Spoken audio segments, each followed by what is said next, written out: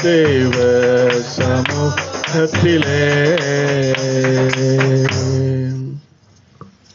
கர்த்தரும் அருமை இரட்சகரும் அருள்நாதருமாகி கிறிஸ்து பெருமானிடமிருந்து கிருபையும் சமாதானமும் நல் ஆறுதலும் தேர்தலும் நம் அனைவருக்கும் குறிப்பாக அருமையான குடும்பத்தின் தந்தை திருவாளர் பவுல்ராஜ் ஐயா அவர்களை இழந்து தவிக்கிற குடும்ப மக்கள் அனைவருக்கும் நிறைவாய் உண்டாவதாக.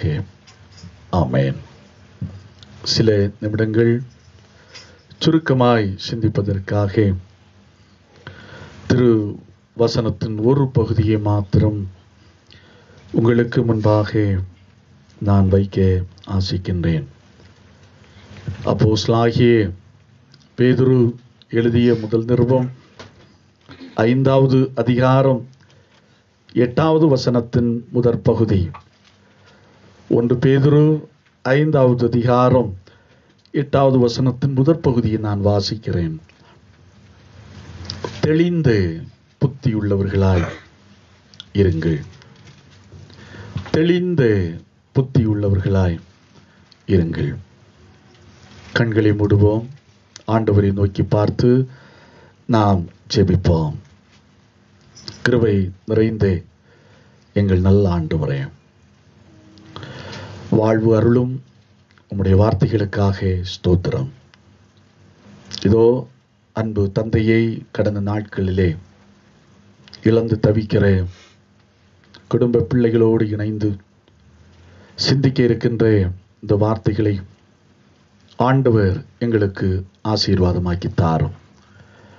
இந்த வார்த்தையின் மூலமாய் அன்பு பிள்ளைகள் தங்களுடைய வாழ்க்கையிலே புதிய நம்பிக்கையையும் புதிய பலத்தையும் புதிய வலிமையும் பெற்று வாழ்க்கையிலே முன்னேறி செல்ல ஆண்டவர் கிருபை புரிய வேண்டும் என்று மன்றாடி ஜெபிக்கிறோம். சிந்திக்க இருக்கிற வசனத்தை கொண்டே ஆண்டவர் ஆசீர்வதியும். இயேசு இரட்சகர் இன்ப நாமத்தில் ஜெபிக்கிறோம். ஜெபங்கேளும் அன்பு நிறைந்த எங்கள் நல்ல கர்த்தாவே. ஆமென்.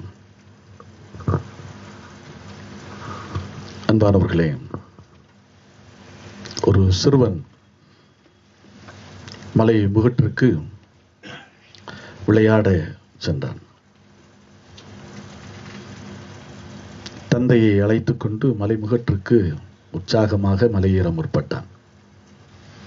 கொஞ்சம் மேலே ஏறின புறப்பாடு தந்தையை பார்த்து புலம்ப ஆரம்பித்தான்.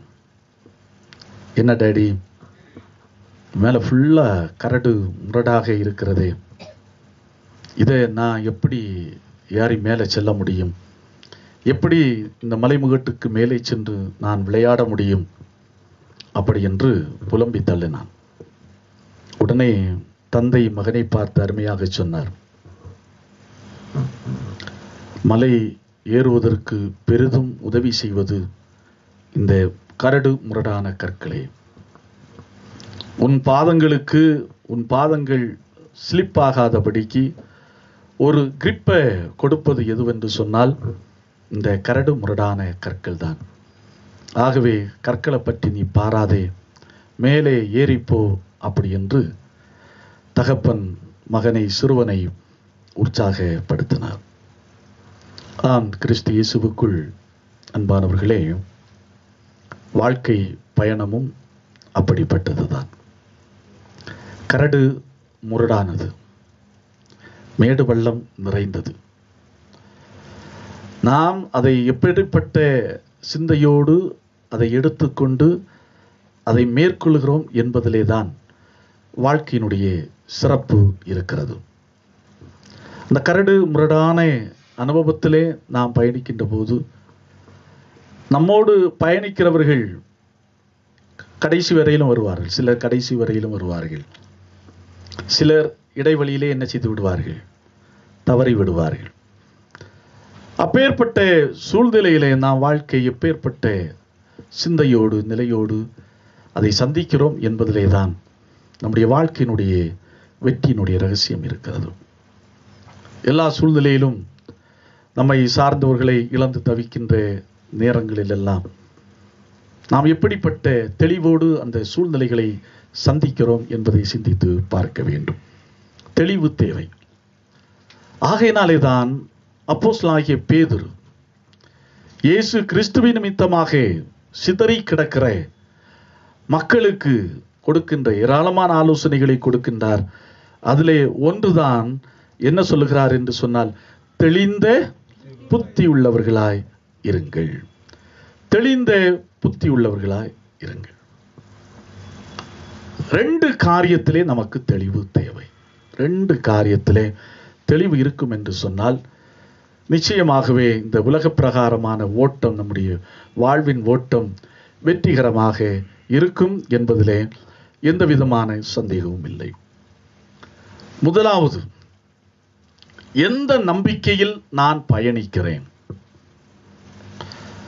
அல்லது என்னுடைய வாழ்க்கை பயணத்திலே என்னுடன் இருப்பவர் யார், அப்படிங்கிற ஒரு தெளிவு நமக்கு தேவை.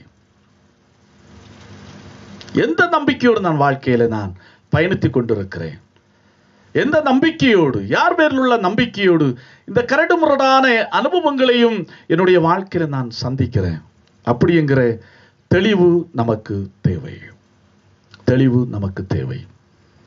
அதான் இன்றைக்கு வாசித்து கேட்ட நிறுவ பகுதியிலே மிக அருமையாக பார்த்தோம். பவுலடிகளார் சொல்லுகிறார், 1-2 தீமோத்தேயு 1வது அதிகாரம் 12வது வசனம், நான்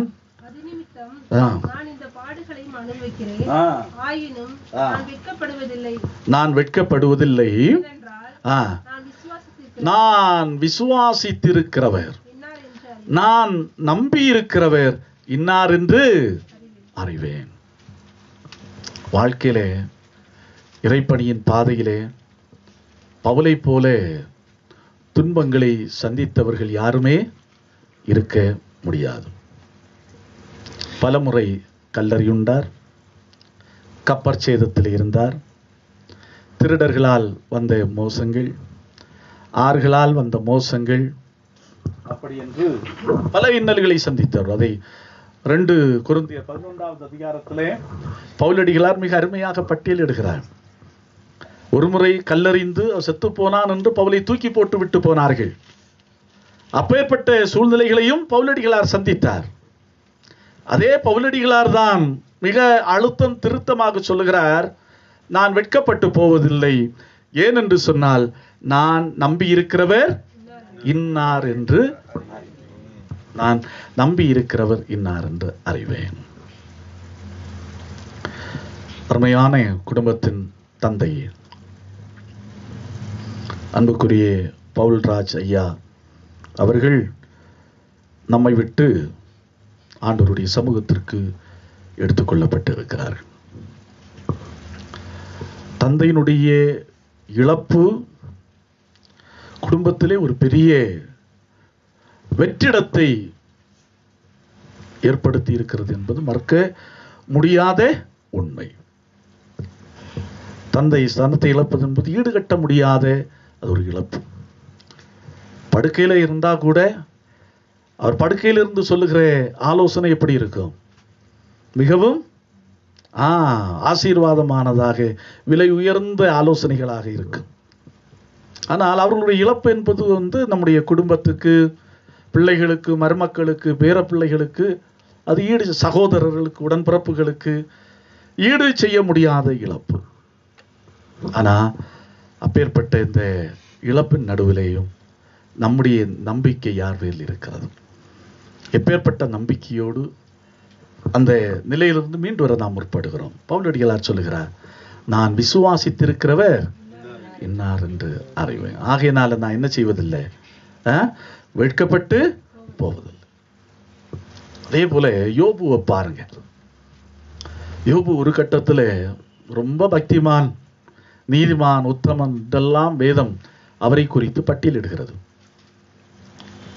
எதிர்பாராத விதமாக பிசாசுடைய சோதனைக்கு உட்பட்டு அவனுடைய பிள்ளைகள் என்ன செய்து போகிறார்கள்? பிள்ளைகள் மரித்து போகிறார்கள். வேலைக்காரில் என்று மரித்து போகிறார்கள். அப்போ பாருங்க, யோபு ரொம்ப தெளிவாக இருந்தார். பவுலை போல யோபு ரொம்ப தெளிவாக இருந்தார். அந்த சூழ்நிலையிலும் என்ன சொன்னார் தெரியுமா? கர்த்தர் கொடுத்தார், கர்த்தர் எடுத்தார். ஓகே. இன்னொன்று, யோபு 19வது அதிகாரத்தை வாசித்து பார்க்க 25வது வசனம் என்று நினைக்கிறேன். ஒரே காரியத்தை சொல்கிறார், என் மீட்பர் உயிரோடு இருக்கிறார். என்ன தெளிவு பாருங்கள், என்ன தெளிவு! தன்னுடைய பிள்ளைகளுடைய இழப்பின் நடுவிலேயும், தனக்கு ஆதரவாக இருந்த மக்களுடைய இழப்பின் நடுவிலேயும் யோபு எப்பேற்பட்ட தெளிவுடையவராக இருந்தார். சில இதை பார்க்கும்போது சில குடும்பங்களில் ஏற்பட்ட இழப்பு நிமித்தம் ரொம்ப துவண்டு போய் விடுவார்கள், ரொம்ப அங்கலாய்த்து விடுவார்கள்.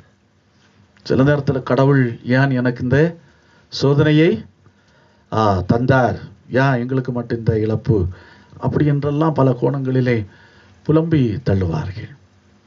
ஆனால் பேதுரு சொல்லுகிறார், எப்படி தெளிந்த புத்தியுடையவர்களாயிருங்க. இந்த இழப்பின் நடுவிலேயும் நீங்கள் யாரை சார்ந்திருக்கிறீர்கள், உங்களுடைய நம்பிக்கை யார் மேல் இருக்கிறது என்பதை நாம் என்ன செய்ய வேண்டும்?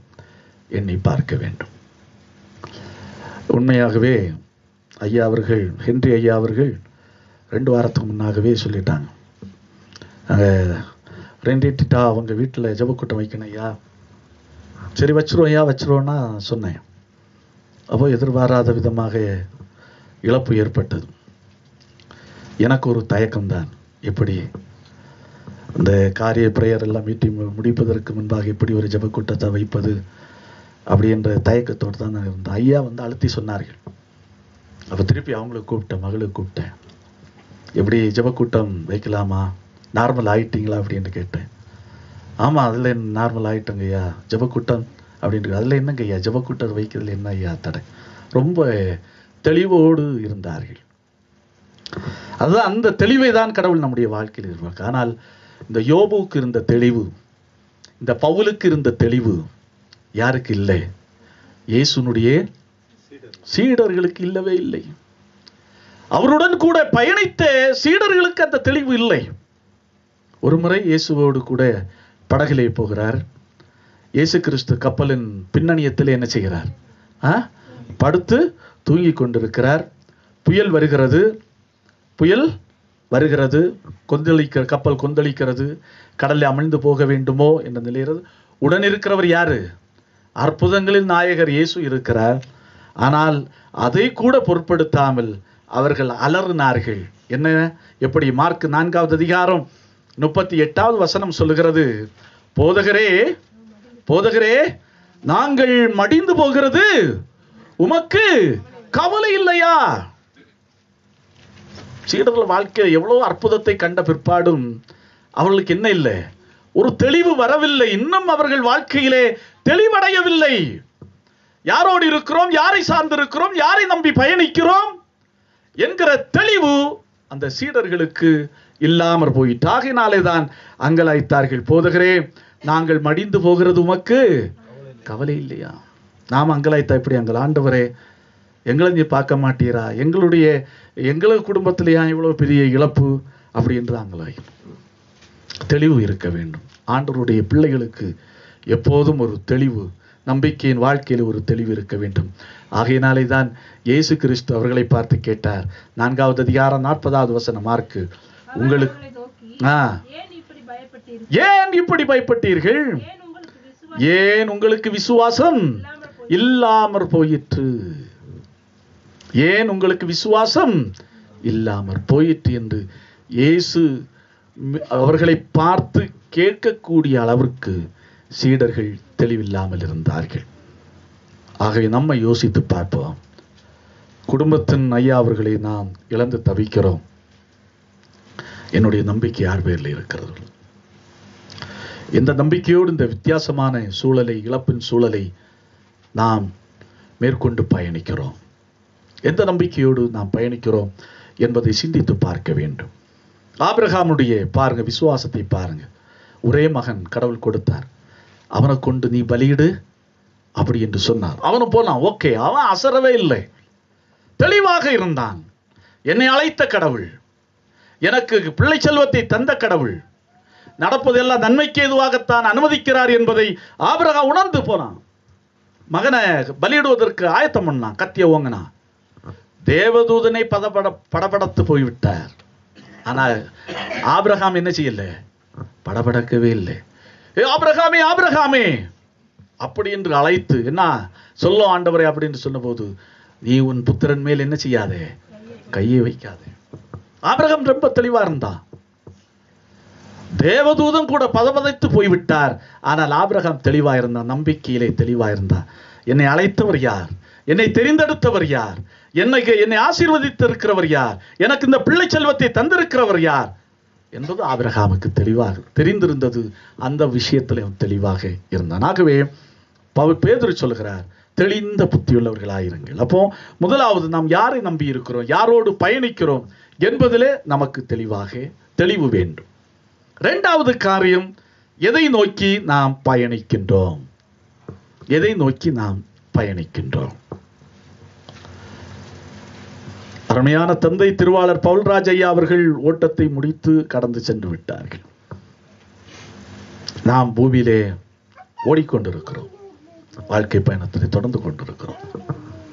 வாழ்க்கை என்பது ரேஷன் கடை போலது, அதை நாம் புரிந்து கொள்ள வேண்டும். ரேஷன் கடையிலன்னா காடை கொடுத்துட்டு எப்படி நிற்கணும்? வரிசையில் நிற்கணும். முதல்ல முந்திக்கிட்டவங்க யாரு? அவங்களுக்கு முதலாவது அரிசி. அதே போல தான் இதுவும். அவங்க கொஞ்சம் ரேஷன் கடை மாதிரி அவங்க கொஞ்சம் முந்தி என்ன செய்துட்டாங்க, நின்றுட்டாங்க, முந்தி போயிருக்கிறாங்க. அடுத்து யார் நின்றுட்டு இருக்கிறோம்? நாம வரிசையில் நின்று கொண்டிருக்கிறோம். ஆனால் அவ்வாறு நின்று கொண்டிருக்கிற நாம், நம்முடைய நோக்கம் எதை குறித்து, நாம் எதை நோக்கி நாம் பயணித்துக் கொண்டிருக்கிறோம்? அது இந்த நாளிலே நம்மை நோக்கி நாம் கேட்டு பார்க்க வேண்டிய மிக மிக முக்கியமான ஒரு கேள்வி. நம்முடைய பயணம் இன்றைக்கு எதை நோக்கி கொண்டிருக்கிறது? அதான் பவுலடிகளார் சொல்லுகிறார் பாருங்கள். 2 கொரிந்தியர் 5வது அதிகாரம் 1வது வசனம்.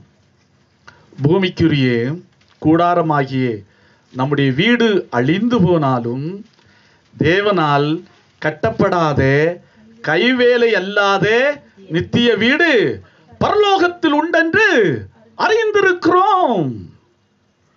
அப்போ பவுலடிகளார் தெளிவா இருந்தார். நம்பிக்கையின் வாழ்க்கையில தெளிவு, தன்னுடைய வாழ்க்கை எதை நோக்கி பயணித்துக் கொண்டிருக்கிறது என்பதில் தெளிவா இருந்தார். அதாவது நித்திய வீட்டை நோக்கி, தேவனால் கட்டப்பட்டிருக்கிற கைவேலை அல்லாத நித்திய வீட்டை நோக்கியுள்ள பயணத்திலே பவுலடிகளார் இருந்தார். அதான் தெளிவாய் சொல்கிறார். அதே தான் பிலிப்பியருக்கு சொல்லும் போதும், பிலிப்பியர் 3வது அதிகாரம் 20வது வசனத்தை பார்க்கின்ற போது, நம்முடைய குடியிருப்பு பரலோகத்தில் இருக்கிறது. அப்போ நோக்கத்திலே நாம் தெளிவாக இருக்கிறோமா? ஒருவேளை கடவுளை ஆராதிக்கிறவர்களாக இருக்கலாம், திருமறையை வாசிக்கிறவர்களாக இருக்கலாம், தவறாமல் ஜெபிக்கிறவர்களாக இருக்கலாம், எல்லா காரியத்திலையும் சரியாக இருக்கலாம். ஆனால் நம்முடைய நோக்கம் எதை நோக்கி இருக்கிறது? மனித வாழ்க்கை காலையிலே மலர்ந்து மாலையிலே வாடி போகிற புல்லுக்கும் பூவுக்கும் ஒப்பாய் இருக்கிறதுன்னு சொல்லு. நிலையற்ற வாழ்க்கை. அப்பேற்பட்ட வாழ்க்கையிலே நம்முடைய நோக்கம் எதை நோக்கி, நம்முடைய சிந்தனையின் ஓட்டம் எதை நோக்கி இருந்து கொண்டிருக்கிறது என்பதை நாம் நோக்கி பார்க்க வேண்டும். இந்த டிஸ்கவரி சேனல்ல வரும் பாருங்க, மேன் வர்சஸ் வைல்ட். அது அருமையான அந்த பேர் கிரில்ஸ் நீங்க பார்த்திருப்பீர்கள். ஹெலிகாப்டர்ல எங்கேயாவது கொண்டு நட்டு காட்டுல என்ன செய்து விட்டுருவாங்க, இறக்கி விட்டுருவாங்க, அல்லது ஏதாவது ஒரு கடல்ல கொண்டு தள்ளி விட்டுருவாங்க. ஆனா அவன் கரெக்டா இருப்பான். எப்படி போனோம், எப்படி திசையை நோக்கி போனால் நம்முடைய இலக்கை என்ன செய்ய முடியும், அடைய முடியும். அதுல தான் அவர் குறியா இருப்பார். அந்த பயணத்துல ரொம்ப கடினமானதா இருக்கும். சில நேரத்தில் முதலைகள் கிடக்கின்ற ஆறுகளை நீந்தி கடக்கக்கூடிய ஒரு சூழ்நிலை உண்டாகும். கடலில் நீந்தும் போது ஷார்க் மீன்களினால் பாதிப்புள்ள பகுதிகளிலே கடக்க வேண்டிய நிலை உண்டாகும். கொடிய காடுகளிலே அந்த குகைகளிலே படுத்து தூங்க வேண்டிய சூழ்நிலை உண்டாகும். கிடைத்தவற்றை சாப்பிடக்கூடிய சூழ்நிலை, எல்லாவற்றையும் சாப்பிடுவோம், எல்லாம் கிடைக்கிற இடத்துல. ஆனால் கிடைத்ததை வைத்து அவனுடைய நோக்கம் எல்லாம் எங்க? கரெக்டான இடத்துக்கு போய் சேரணும். போய் சேர வேண்டிய இடத்துக்கு போய் சேர, அங்கதான் அவனுடைய வெற்றி இருக்கிறது. அந்த தொடர் பாருங்க, நீங்க எங்கேயாவது ஒரு காட்டுல இறக்கி விடுவாங்க, கடைசியில் அந்த லெக்கை எட்டுன உடனே அந்த சீரியல் என்ன செய்திடும்? முடிந்து விடும். ரொம்ப கடினமான ஒரு காரியம் அது. அதே தான் வாழ்க்கையும். நம்முடைய லெக் எதை நோக்கி இருக்கிறது? எதை நோக்கி நாம் பயணித்துக் கொண்டிருக்கிறோம்?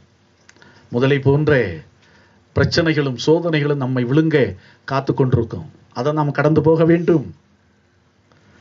அதே போல கானகத்திலே பலவிதமான ஆபத்து, விலங்குகளினால் உள்ள ஆபத்துகள், அதே போன்றுதான் போராட்டங்கள் நம்முடைய வாழ்க்கை அணுகக்கூடும். அதை நாம் கடந்து செல்ல வேண்டும். எதை கடந்தாலும் சில நேரத்தில் நல்ல சாப்பாடு கிடைக்கும், ரொம்ப சந்தோஷமா உட்கார்ந்து சாப்பிட்டுட்டு இருப்பார். அப்போ எல்லா சூழ்நிலைகளையும் சந்தித்தாலும் அவருடைய நோக்கம் ஒரே நோக்கம், போய் சேர வேண்டிய இடத்துக்கு, கண்டுபிடிக்க வேண்டிய இடத்துக்கு, அந்த இடத்துக்கு போய் சேர வேண்டும். அங்கே குட்டி விமானத்தை வைத்து காத்திருப்பார்கள், அல்லது கப்பலை வைத்து கொண்டு காத்திருப்பார். இப்படி அவர்கள் அவனை எடுத்து செல்வதற்கு, அழைத்து செல்வதற்கு காத்திருப்பார்கள். காரணம், அவனுடைய நோக்கம் கரெக்டா இருக்கும். இதை போய் எட்டணும், இத்தனை நாளுக்குள்ள இத்தனை மணி நேரத்தில் எப்படியாவது கரெக்டா போய் சேர்ந்து விடுவார். அதில் தான் அவருடைய சிறப்பே இருக்கிறது. அதே போலதான் இந்த உலகத்திலே, நிலையற்ற உலகத்திலே நாம் ஒவ்வொருவரும் பேர் கிரில்ஸ் தான். பேர் கிரில்ஸ். நாம் ஒரு நோக்கத்திற்காக அழைக்கப்பட்டிருக்கிறோம். என்ன நோக்கம்? கைவேலை இல்லாமல் கட்டப்பட்ட வீட்டை அடைவதன் நோக்கம். ஆகவே அந்த நோக்கத்தை குறித்துள்ள ஒரு தெளிவு இருப்போம் என்று சொன்னால் நிச்சயமாகவே நாம் வெற்றியாளர்கள். ஆகையினாலே தான் பேதுரு அடிகளார் சொல்லுகிறார். என்ன சொல்லுகிறார்? நீங்கள் தெளிந்த புத்தியுள்ளவர்களாயிருங்கள். கர்ச்சிக்கிற சிங்கம் போல சாத்தானானவன் எவனை விழுங்கலாமோ என்று வகை தேடிக்கொண்டிருக்கிறான். அவன் நம்முடைய மனதை கலங்கடித்து விடுவான். சில நேரத்தில் கலங்கடித்தோம் என்று சொன்னால் நம்முடைய ஆன்மீக பயணத்திலேயும் உலக பிரகாரமான ஓட்டத்திலேயும் முன்னேறி செல்ல முடியாது. ஆகையினால் அன்பானவர்களே, நாம் தெளிந்தவர்களாக இருப்போம். நாம் யாரை நம்பி இருக்கிறோம் என்பதிலே தெளிவு, எதை நோக்கி பயணிப்போம் என்பதிலே தெளிவு. உண்மையாகவே அந்த தெளிவோடு இந்த உலக அருமையான குடும்பத்தின் தந்தை திருவாளர் பவுல்ராஜ் ஐயா அவர்கள் உலகத்தின் ஓட்டத்தை முடித்து ஆண்டவருடைய சமூகத்தில் சென்றிருக்கிறார்கள். நாம் வண்ணமாகவே தெளிவுடையவர்களாக வாழ்வோம். ஆண்டவருடைய நாம மகிமைக்காக ஜீவிப்போம். ஆண்டவர் தாமே இந்த வார்த்தைகளை கொண்டு நாம் ஒவ்வொருவரையும் ஆசீர்வதிப்பாராக. ஆமென். எல்லா புத்திக்கும் மேலான தெய்வ சமாதானம் உங்கள் இருதயங்களையும் சிந்தனைகளையும் கிறிஸ்து இயேசு நாமத்தால் காத்துக் கொள்வதாக. ஆமென்.